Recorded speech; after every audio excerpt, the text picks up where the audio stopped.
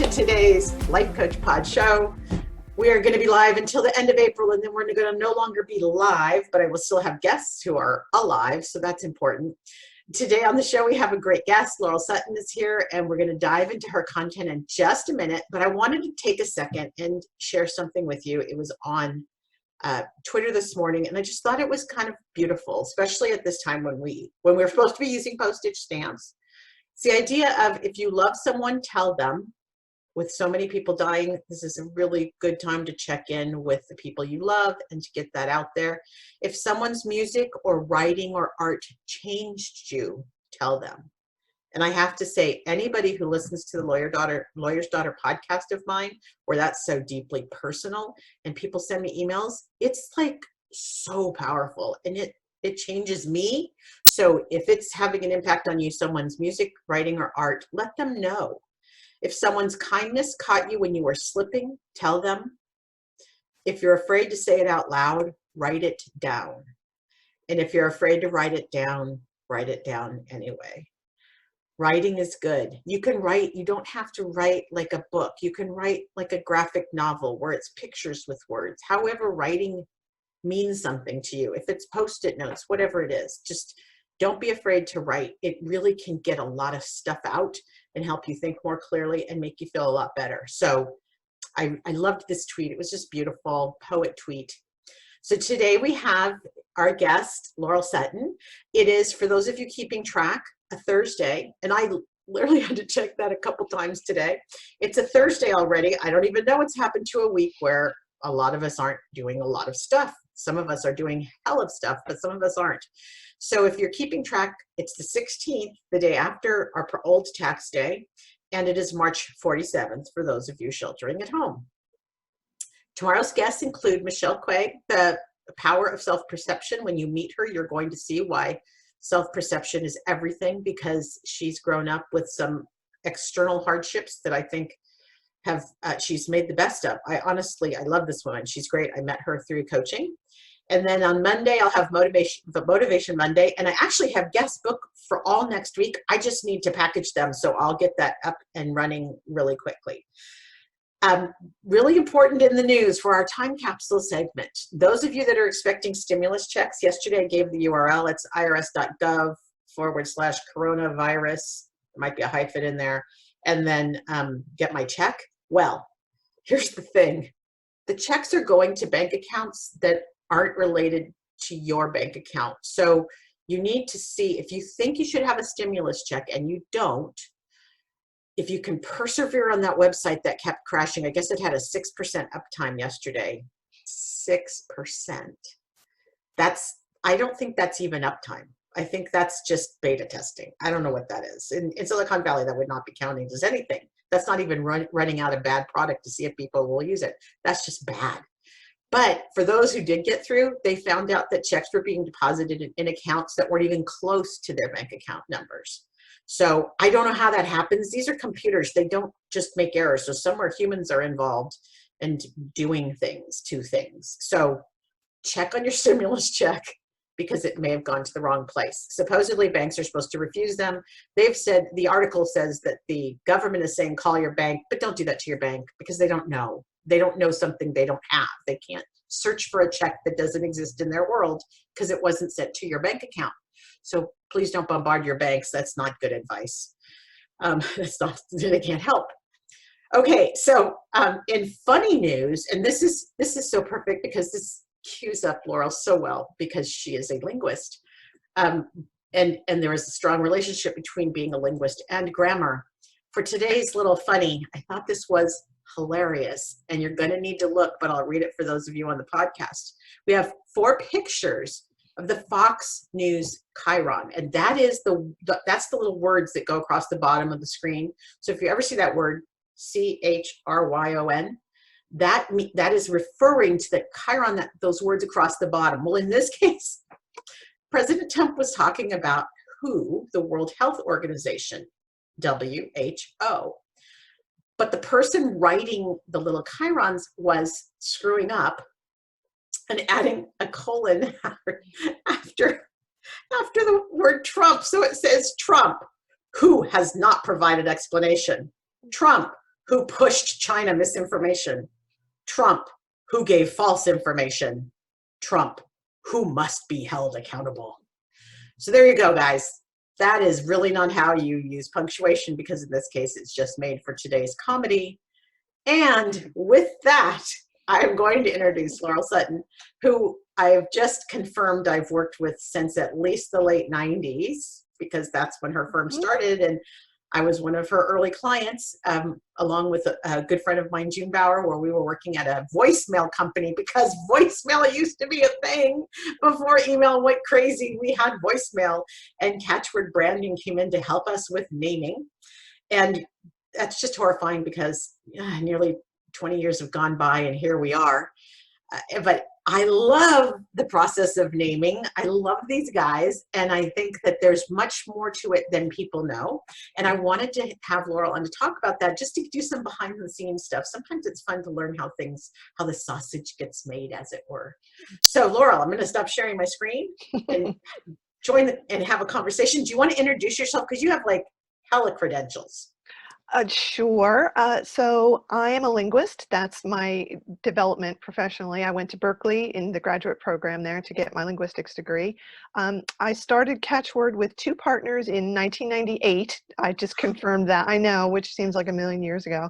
And that's pretty much what I've been doing ever since. I have some outside interests that are related to this. So I am now the vice president of the American Name Society, which is a scholarly organization for naming. It's a society. Wow. It is a society. Yes, we publish a journal and everything. We have a yearly meeting. And I also work with the Linguistic Society of America, which is the big scholarly association for linguists, specifically in an area that's devoted to trying to find or help students who want careers outside of academia, because I'm sure you know, it's a huge crisis right now. Lots and lots of people are getting degrees, advanced degrees, and basically there's no jobs for any kind of humanities person coming out, especially for PhDs or for people with master's degrees. There just aren't jobs in academia. The job market has shrunk so much, and you can't make a living either as an adjunct or just teaching. So we feel very strongly that there needs to be support for people who want to use their degrees in industry, because there are tons of industry jobs, especially for linguists or English majors or history majors. Those skill sets are super important in industry, but people just don't know how to move from academia into business. So we're trying to help provide a path for that. And so far it's been going really well, and I hope that we can continue to do that. Okay, so for people that don't know what a linguist is or why you'd want to pursue it, tell me both. Define it, and then why was that your passion? Oh, well, this was, it took me unbeknownst. So when I was growing up in New Jersey, I went to Rutgers, which was the closest college, a good school, Douglas, the women's college, which was even better. And I wanted to be an English major because I loved reading and writing, and I thought, great, this is what I'll do. And then when I got into the program, I realized most of being an English major meant reading stuff and then reading what people said about that stuff, and then what other people said about what people said about that stuff. So it was sort of this endless loop of literary criticism, and I was super bored, and I thought, okay, this is not what I want to be doing. But as part of the program there, you had to take some linguistics courses. They didn't even have a linguistics program at that point. They just had assorted courses. And once I started taking those courses and realizing what linguistics meant, which is basically looking at language and analyzing language from very different perspectives, both just the sounds of language, like how do we understand spoken language, right? It's weird. You make sounds out of your mouth and people understand it, and then you get meaning out of it. Like, that's crazy. How does that work? And how words are put together, and how the affects language and how people communicate, and what does it mean to translate things. All of these are part of linguistics, and that just fascinated me, and I fell in love with it at that point. So I thought, great, this is what I want to do. I want to study language and try to understand how it works, and not worry too much about writing and analysis and literary criticism. I just want to get into the guts of language and figure out what can I learn about it and how can that inform me as a person. So that's where I got my start. And that's what linguistics is. It's just studying language, any language, from very, very different viewpoints, from the extremely scientific stuff in phonetics, where you look at waveforms, like to see how language looks on a computer, to things like semantics, where you're just taking words and uncovering all the different meanings that we put into them, how they go together. So I think it's super fascinating. Like, I think everybody should take linguistics courses, because I think it would all help us communicate a lot better. Okay, but dude, this sounds like something that would only be enhanced by some weed, because you could really trip on, like, just when you said, like, how is it we make sounds and then we know what we're talking about? That is, it's true. Like, when you do start to think about it, and then you get people like me who talk fast, or people who speak Hmm. slowly. And right now there's a film going around where Fred Armisen is doing the inflections of every state. It's a little Mm. video. He touches states and talks about just the, so, and the reason I bring that up is you're talking about sound and meaning. And then what do humans do? We add inflection and Yeah. accents and geographical differences, Yeah, and which, yet you can still understand it, right? Like, yeah, if and it's, we, yeah. as English speakers, even with accents, even with different vocabulary that you might not know, fast, slow, different inflections, you still understand it. It's amazing. Language is the most amazing thing that humans ever invented, in just period. That's it. Well, it truly is. And when you think about, and I'm really stunned actually, animals haven't learned more adaptively, because Mm-hmm. I sit here and watch Mrs. Chirpenstein, who's built a nest with her husband up in the rafter, and she talks to him. And Hmm. based on her tone, I know when he's in trouble or when he's done a good job. Yeah, yeah. And that's just picking up on her frequency. Hmm. And I mean, the, how high it gets or how low her pitch is. And so, and I also know when you know a little, just enough of some other language to be dangerous, it's amazing what you can still understand Hmm.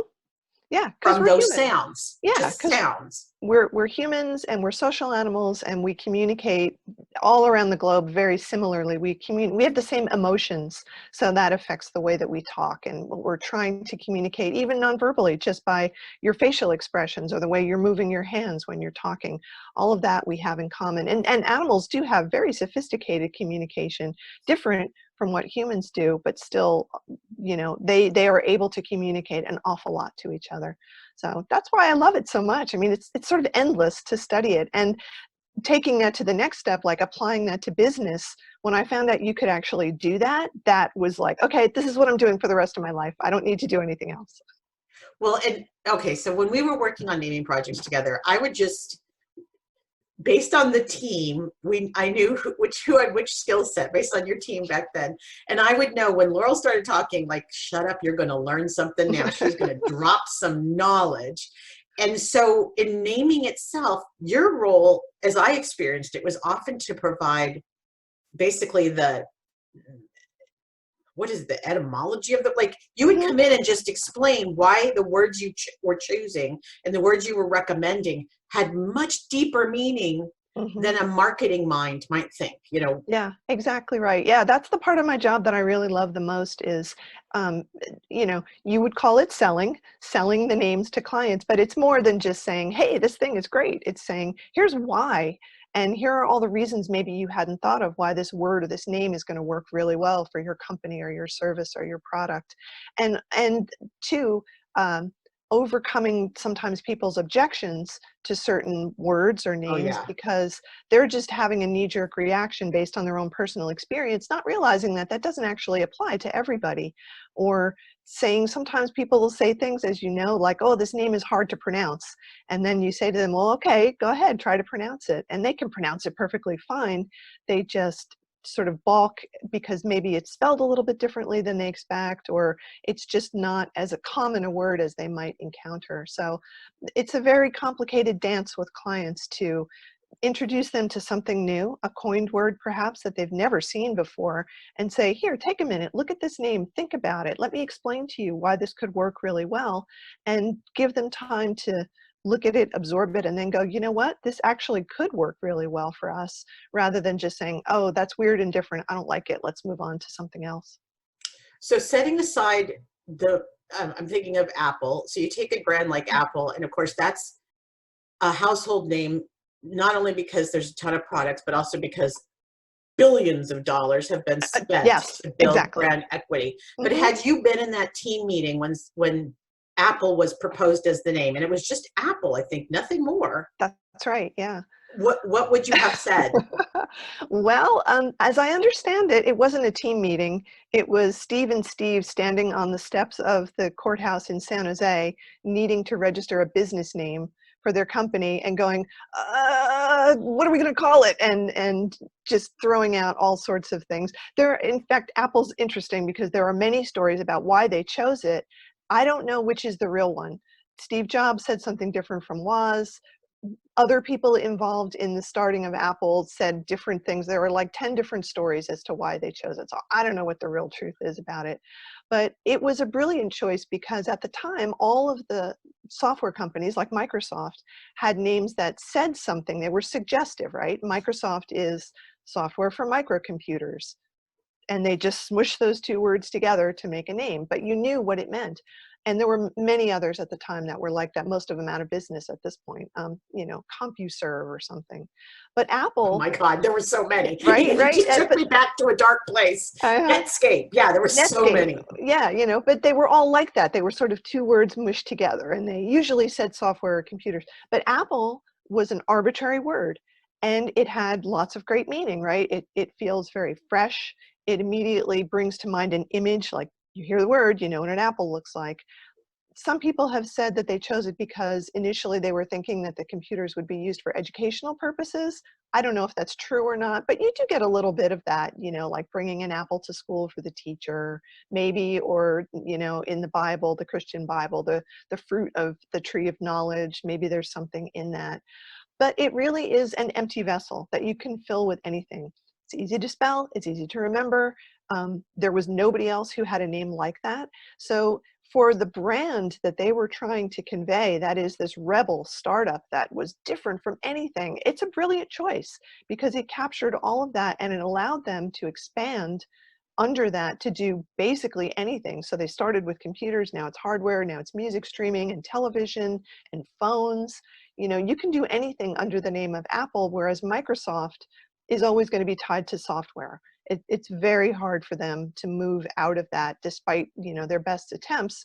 When they do something like gaming, they have to change it and come up with Xbox because they can't call it Microsoft Gaming. Like, who wants that? Ugh, That's yeah. right. Yeah, Exactly. no, that's not it. So, and that is an important part of naming for anybody out there who's ever stood on the steps of the courthouse where you have to do your DBA, doing business as, because you're going to have to put down a name. Hmm. And Lord knows that story resonates with me because I've done a number of DBAs because I'm shady apparently. But so yeah, you want to be creative, and the trick is deciding early. If you're thinking about naming something, it'll either describe you or it can be an aspirational name where you're going to need to build the story that what that name means. Hmm. And the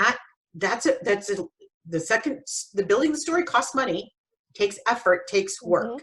Whereas the Exactly. descriptive names, I know you do a lot with consumer product marketing, Hmm. the names get more descriptive. Yeah. They can be. It really depends on the company. We worked at Cisco, obviously, for a long time, and their naming is quite descriptive, for their routers and switches. But even that is hard. Like one of the routers that we named for them was their integrated services router, right? Now, Ugh. you'd think that was easy.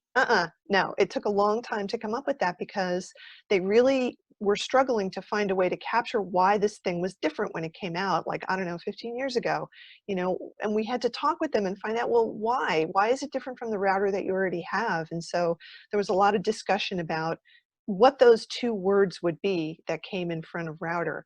And then later they came up with an aggregated services router, which is different from an integrated services router. Those two words mean different things. To tech people, they mean really different things, even though to you and I, they're close to being synonymous. So doing descriptive naming can be just as hard as coming up with names like Apple. And it's all about who the audience is. What is the best name for the audience? What is going to get your customer base to buy the thing that you want it to buy? Because that's really what it's all about, right? Getting people to spend their dollars on the thing, identifying it so that they can find and buy the thing. That's what you do. So then became the world of domains. And Mm-hmm. suddenly naming got ugly, So hard, so much harder. right? Because you want that .com in a perfect world. Mm-hmm. You want that .com, but I'm going to argue it's a finite set. Maybe it's not, but it starts to feel like a finite set. And it Yeah. started to feel that way. It felt like by 2006. Yeah, definitely. It made it so much harder. So, for the audience, there are different components of naming that you need to think about if, like, you're coming up with a name for your business, your DBA. So, one is just the appropriateness, right? Does it describe what you do, or is it aspirational? So, it has to fit with what your business is all about and your message and your personality. So, that's one part. Then there's the availability part. So there's the trademark part, which is separate from domain. That's a completely different thing. You have to be able to trademark a name in your business class and make sure no one else is using the same one.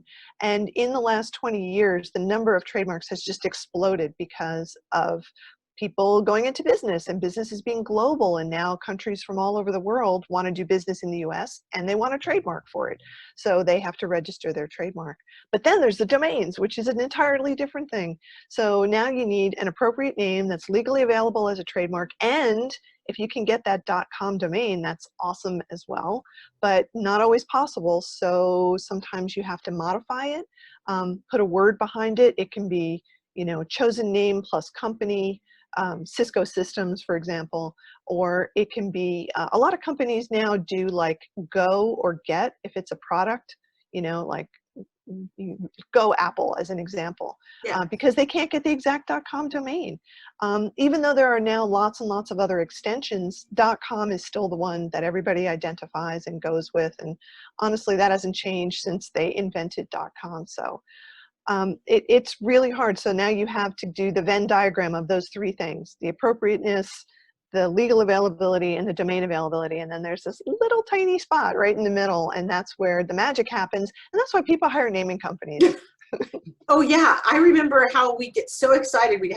We'd actually get down to a short list, and this is a long time ago, but even working at Adobe, like we'd get down to a short list, and then it was super functional. Like, what could we actually get? Mm-hmm. Yep, Don't get too exactly. excited about anything because Mm-hmm. the world could turn upside down, or we couldn't have the one we really liked. Right. It was just so hard.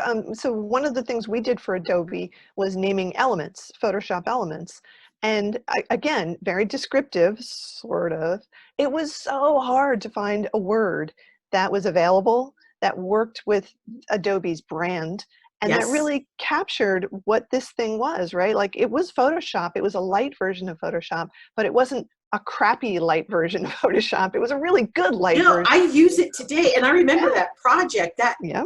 and it was really hard because it also was a time in the corporate culture at Adobe where they were coming to terms with a new um, buyer type, which Right. were people that weren't the creative professionals, That's right. Yes, but exactly. people like me who needs a version of Photoshop. So yeah, Elements. I mean, I love the name Photoshop Mhm. Elements because that's what it feels like to me Yeah, as a yeah. user. Yeah, and so it did that really well, and they extended that to Premiere and Acrobat, and I think maybe one other thing where they made an Elements version, but it was a real struggle to do that. Not an easy job at all. You'd think it would be, right? Like one real English word, but no. Well, yeah, Weeks, and then months.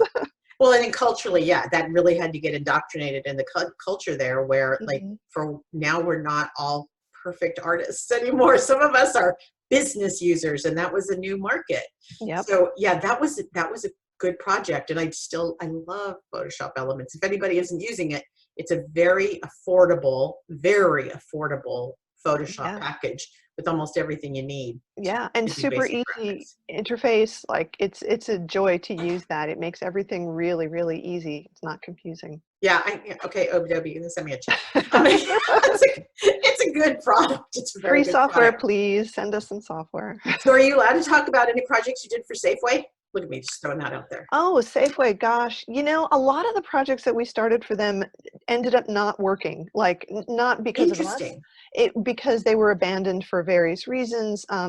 They didn't uh, end up executing on them, or they test marketed them in some places. We did do some of the product naming, like we were involved in the Primo Taglio naming for them, which was fun, and they still use that brand. We developed some other in-house names for them for some of their product lines, and some of the little cafes that they used to have in the Yeah. stores. Now I think it's just, oh, I forget what it's called, but there's a branded name for the area where they have the hot food, but they used to divide it into little areas according to sort of the ethnicity of the food, and we help them with some names for that. But it's another good example of how some businesses can actually burn through names, Yeah. especially when you're in markets in industries where they do a ton of testing, a ton of Yes. focus group stuff, and you get so excited, and then for whatever reason it just doesn't resonate, or Hmm. the business is not good enough. I need higher That's right. numbers. Yeah, and that's a huge difference from working, say, in Silicon Valley versus working in consumer packaged goods, because all of the consumer packaged goods company, and then the associated ones like Safeway, supermarkets, they do tons and tons of consumer testing, where typically if we're naming a software company, there's no consumer testing. It's just a decision that's made internally by the product team and blessed by the corporate branding. But when you're working with Procter and Gamble, for example, or for Starbucks or for Pete's, they tend to do a lot of testing on those names to make sure that they resonate with their target audience, and that they don't mean something bad, or they don't mesh with whatever the brand promises of the thing that they're trying to sell to people. As the marketer in the room, not that you're not a marketer because you are, but I mean, the person who's dealt with clients like this, I will tell you, generally don't test unless you really know what you're doing, because Yes. you're not going to get feedback that's going to make you feel better. What you're going to get is opinions, and those will make you sad. Hmm. So it's better to be really clear about your business. There's a lot of podcasts we've already recorded here in the Life Coach Pod that will help you identify your mission and who you are and your attributes. Your name will fall out of that. Believe in yourself and your Hmm. name, because people giving you opinions are about what you pay for them, is what I'm going to say. Totally agree. Yeah, I've seen so much bad naming research. Again, thinking back to Adobe, I remember when we were testing Elements and sitting in the room, right? Like looking through the glass and seeing people there. And there's always that one guy in the back of the room, right? Who's like in a bad mood and he hates everything. And he's just going to give his opinion and say like, this all sucks. I hate it. And it's like, well, okay, what is that worth? Like, that's not helping. That's not helping at all. That's So, my favorite episode of Frasier, is when they're doing the focus group testing and Frasier cannot let it go. I think it's Tony Shalhoub who's like, I yes, don't know, I just don't like him. And Frasier chases him down because I'm like, we always had that guy in the focus group. always, The one always that that's just guy. like, well, how did you make it through the screener? Why are you here? You are Exactly so right. not helpful. Yep, that's it. That's the guy in the back of the room phenomenon that I hate, but it's always there. Can't get away from it. Yeah, you have to listen because they might have a point, but usually they don't. Yeah. That's right. That's Okay, exactly so right. tell me about a couple of your favorite projects that people may not, where you're allowed to talk about it, people may not know Yeah, the backstory. Yeah. I can tell you two. One is very quick, and that's we named for Starbucks their canned fizzy drink that's called Refreshers. Yes. It's a fruit flavor. It's got some caffeine in it. And again, you'd think it would be easy to come up with a name like that, but it actually took a lot to get around to it, because at first they wanted a name that was far less descriptive. They thought, oh, let's give it something really fanciful and cool and fun. And we looked at all sorts of fruit names and names that connoted fizziness because it has the carbonation in it. And eventually we just kept coming back to the message of like, what is your promise on this thing? Well, it's refreshing. That's what it's for. And we were saying, okay, why don't we just call it Refreshers? And after some time and effort, they kind of came around to it. And it's been a really successful name for them. I think everybody agreed that was the right name in the end, but it took, it was a big circle to get from it's refreshing, let's explore all these names, back around to, yep, let's just call it Refreshers. So that was fun. And that was a good project. It's a good story too, because it does, half of naming is getting buy-in and getting people to, like, getting the leaders in the group to really Yeah. understand. Yep. So even though that was, I'm sure, painful, it's a good internal process to go through that and make sure everybody's like, okay, this makes sense. And I am a consumer of Refreshers. The name makes perfect sense to me. Plus, we haven't really talked about it, but you can hear it. Like, to me, being able Yes. to hear the word and Yes. approximates the spelling. Like, I don't know if I said Chiron right. I don't even think that's a real word, but there you go, right? Yeah, yeah, yeah. So right, exactly. There's something about that word refreshing. It sounds fizzy, and it has the word fresh in it, which has the sh sound at the end, which just sounds really delightful and light. It sounds like a very light kind of name, and refreshing is purely positive. There's nothing negative about a name like Refreshers, right? You could try really hard, but it doesn't connote anything bad. It's just this very uplifting feeling altogether, and that's what they really wanted. Okay, so if everybody who's listening to this suddenly starts to listen to words and hear the shh for fresh, that fizzy sound, I love that you must hear words all the time. Like, Yeah, yeah. really, I mean, hear them, really hear them. Yeah, you just get tuned to it, and you have to. In the naming business, it's all about the meaning and the sound as well, because people say things out loud. So it's not just how it looks on a piece of paper or in the Wall Street Journal or in the New York Times. You have to imagine people saying the word out loud and saying it in a sentence, or as we often counsel our clients, if it's a company name, imagine yourself saying at a party, oh, who do you work for? And then you say, oh, I work for X. Does it roll off your tongue? Do you feel comfortable saying that in a room full of people or to a venture capitalist, perhaps? If you don't, maybe that's not a good name choice. See? Yeah, you have to feel like you can get behind this and really say, yeah, I work for this company and I feel happy to say that name. It's important. So do you think the linguist was involved in the commercial that's, I see it on MSNBC. Everybody knows I'm a liberal. But it's around the word, we're going to say it. They tease the word the whole time. We're going to say it. Our product is, oh my God, I can't believe we're going to say it. We're going to say what this product is. And then they say moist. Oh, of course, because that's supposed to be the word that everybody hates. Yeah. Right? Moist. So, But they do such, I'm like, a linguist had to be involved in this because they did such a good job of building, building, mhm. building. And it has to do with contact lenses, which of course you want them to be moist. Like, I'm Yes, like, you do. so good payoff. It is. It's really good. I'm sure they had language people work on that because yeah, I mean they took a meme and made it into an actual commercial, which is brilliant. Right. And why does everybody hate the word moist? There's something about, to me, the vowel sound, the oi sound, which is a Boy. little weird anyway. Like it's just an unusual sound in English and tends to be associated, I think, with more kind of an East Coast New York accent where you have that oi sound, and it also has, unfortunately, like we would say Jewish English kind of pronunciation, right? Like this is how Jewish people talk, which is a racist assumption. But anyway, No, but it's that moist. Yeah, that is that yeah, moist. It gets that up in your nose it sound. does. It's a little bit nasal and it has the ST sound at the end. So I just think it's an unfortunate um, cultural resonance in that word that is arbitrary. It's completely arbitrary. There's nothing about it inherently that makes it a bad word, but it just pings a lot of things for people. It's weird. I don't know why it came to be like that, but it's definitely a meme that's grown over time because I remember seeing that like, oh, it's the most hated word like 10 years ago online somewhere, and now Yeah, it's everywhere. it's so funny. Well, now I'm going to say it though more. I'm going to actually play that word up more with the oi. I think I'll just use the oi, exploit that oi a little bit more. In fact, anytime I have a oi now, I think I'm going to get the oil. I'm going to just exploit that. I think Yeah. it will exploit. Look at that. I'm just saying it wrong right there. Yeah. Just the word exploit. Um, So now tell us your other story. Thank you for that okay. complete Oh, wander, but sure. tell us your other story. So this is one of my favorite stories for a name that we did, and this was again 10 years ago, I guess. So we were approached by two guys who had left Google and Facebook, and they wanted to start a software company. And these two guys were Dustin Moskovitz and Justin Rosenstein, and they were like numbers.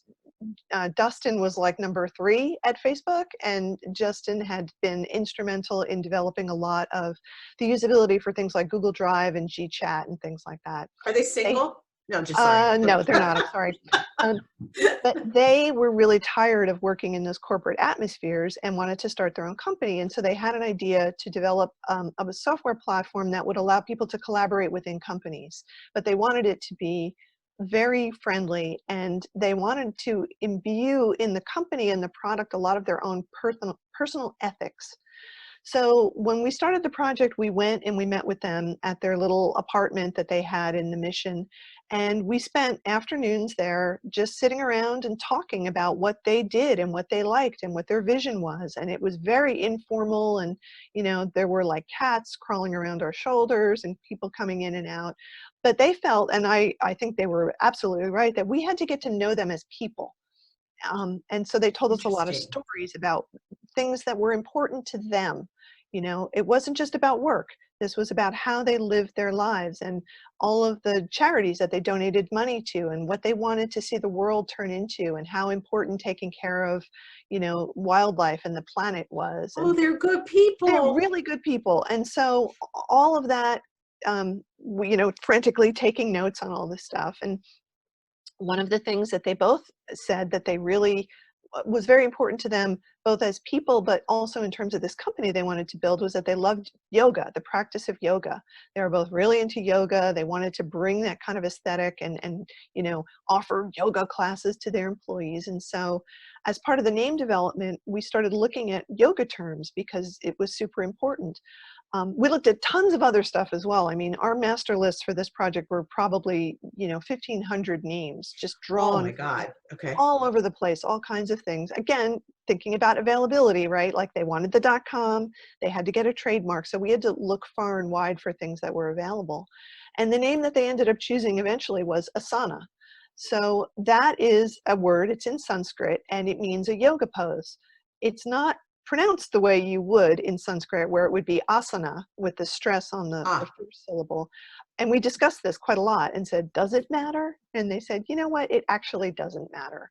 So it's asana. That's the way people say it. It's fine. It's a beautiful word, right? When you say it, oh yeah. it has no stop consonants in it, right? It has an S and it has an N. It doesn't have any T's or D's or P's or B's. The word really flows. And visually, it's beautiful because it has those three A's in it, like the A Oh at the yeah. beginning, the A at the middle, the A at the end. There's no ascenders or descenders. So there's an aesthetic about the word that's just like delightful, and it feels really smooth and effortless. But the concept behind a yoga pose, if anybody has ever done yoga, is that yoga is flow, right? You don't do one pose and stop and then do the next pose. Every pose is supposed to flow into the next one. So even if you're standing still, like doing a warrior pose, you're kind of holding your energy and getting ready to go into the next pose. So the idea of the yoga pose for them was both steadiness, readiness, but also being prepared and flowing into the next thing, because that's the way they see office collaboration working. Like you're never just working on one thing and then you stop and you go to something else. There's a flow to your work. There's a flow to your day. And they wanted that to feel as effortless and smooth as possible. So the name for them worked on like all these different levels at the same time. It was personally important. It was a beautiful word. It worked with their ethos. And it really meant something in terms of what they wanted the company to do. And they were delighted. Like everybody loves the name. They still love the name. It's been great for them. It is one of those empty vessel names, so they could do other things under Oh it if yeah. they so chose. They could do lots of things. It was available as a domain. It just worked for them in any number of ways. And they were just great guys to work with. I loved working with them, and they've been really good friends ever since. So that's one of our big success stories. And I happen to love that name because it is such a beautiful, beautiful word. You know, you bring up, I forgot because I haven't done design stuff in a while, but I'm sitting on two domains that I love specifically for what you just called out. I have one name that sits there because it has, it's Zozomo, but it Mm, has no ascenders, no descenders, and it has a really cool rhythm. mm-hmm, So, and again, it's an empty vessel name, but I just love Zozomo. It's just like this cool feel. mm-hmm. And it kind of makes you feel like movement's there because it Yep. starts with that mo. And then the other one I have is Rollaroo because it has these nice descenders. Mm-hmm. I mean, ascenders that make that name have that pattern. And that's another way to think of naming if you're visual Yep. is really how does that look? You don't, I'm just looking at Zoom behind you. Like it has just this nice gestalt when Mm-hmm. it comes together. And that's another part of naming. At least the designers love that part when they get their hands on it Yeah. because they can do a lot with the beautiful letter forms that go with it. as they start to, start to pull these things That's together. right. And that So, works into the, yeah, it builds the brand. So then that becomes the visual aspect of the name is also part of your brand. So, the name is sort of the foundation of the brand. And then there are all these different other aspects that work with it. And if you can have a really good visual identity and a nice word mark, like Zoom, for example, oh that yeah, really helps to build what you're doing. All of these things are so many moving pieces. It's quite difficult to manage it all at the same time. Changing a name is incredibly difficult. The companies that have had to change their names, it's like a million things that you need to do. But even as a business, when you're starting out, you have to start thinking about these things because you're going to be faced with it eventually, right? Like you choose your name, yay, you got the trademark, yay, you got the domain. Okay, you're building a website. What's it going to look like? What is your name going to look like on the website and on your business card and on your swag or on, your little shirt or something like that? It's all part of the brand and you have to think about it.